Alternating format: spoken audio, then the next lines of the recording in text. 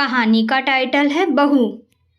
क्योंकि माँ ने विदा करते समय कहा था, बेटी ससुराल में जवाब नहीं, रिश्ता निभाना। सुबह 5 बजे से रात 11 बजे तक काम, फिर भी सास की एक ही बात, हमारे जमाने की बहुएं ऐसी नहीं होती थीं, तुमसे तो कुछ होता ही नहीं। घर में रोज की तरह सुबह सुबह रसोई से बर्तनों की आवाज आ रही थी। सास कमला देवी गुस्से में बड़बड़ाते हुए बोली, आजकल की बहुएं बस फोन चलाना जानती हैं, घर संभालना तो आता ही नहीं। वहीं रीमा खड़े खड़े सब चुपचाप बस सास के तानों और तंजों को खामोशी से सुन तो रही थी। एक बार को मन करा पलट के अपनी सास कमला देवी को जवाब दे ही दूं, लेकिन कुछ बोलती उससे पहले माँ की विदाई के समय के शब्द याद आ जाते।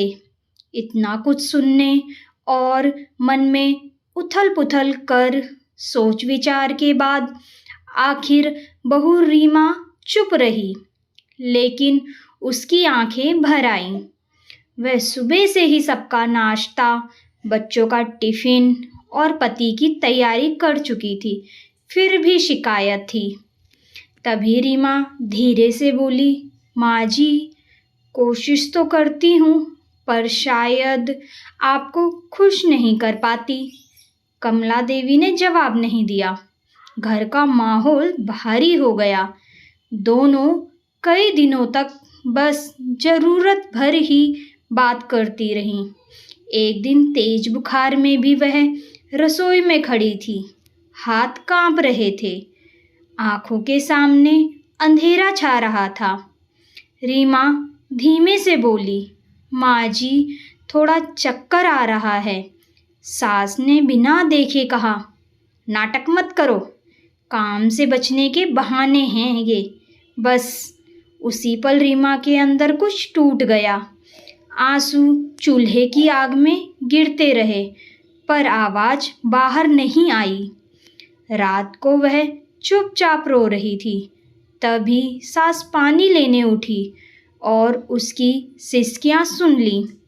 रीमा कह रही थी, हे भगवान, मैंने क्या गलती की? मैं तो बस इस घर को अपना बनाना चाहती थी, पर यहाँ तो मैं मेहमान से भी बहुत कम हूँ। ये शब्द कमला देवी के दिल में तीर की तरह लगे। पूरी रात बेचैन रही और अगले दिन देर से सोकर उठी। अचानक किचन की ओर आते समय कमला देवी गिर पड़ी। रीमा दौड़ कर आई, उन्हें संभाला, अस्पताल ले गई। डॉक्टर ने ओ नेगेटिव खून मांगा। स्वयं के बेटों ने देने में ना नुकर किया। इतना कुछ होने के बाद आखिर में रीमान बहू ने खून तक दिया।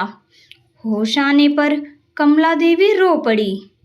जिसे मैंने सबसे ज़्यादा दुख दिया, वही आज मेरी जान बचा रही है।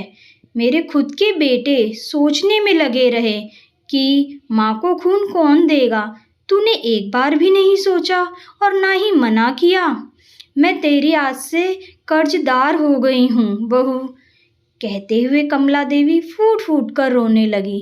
तभी रीमा ने हाथ पकड़कर कहा, माँ जी, कैसा कर्ज? मैं तो बहू होने का कर्तव्य निभाया है मैंने। लेकिन माँ जी, मैंने आपके सामने भले कभी अपनी जबान ना खोली हो, दुख तो जरूर होता था आपकी बातों से। माँ जी, बहू लड़ने नहीं, घर बसाने आती है। बस थोड़ा सा अपनापन मिल जाए तो दर्द भी पूजा लगने लगता है।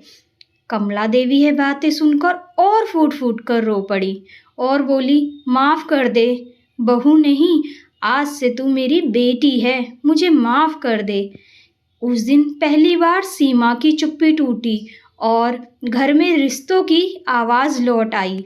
यह कहानी से हमें यह सीख मिलती है, सबसे बड़ा अत्याचार शब्दों से होता है, जो दिखाई नहीं देता पर दिल तोड़ देता है। बहू भी किसी की बेटी होती है, उसे सम्मान चाहिए, परीक्षा नहीं। प्यार देर से मिले पर सच्चा मिले तो सारे घाव भर जाते हैं। हर सहने वाला कमजोर नहीं होता, वह रिश्ता टूटने से बचा रहा होता है। शब्दों का घाव दिखाई नहीं देता पर जिंदगी भर देता है।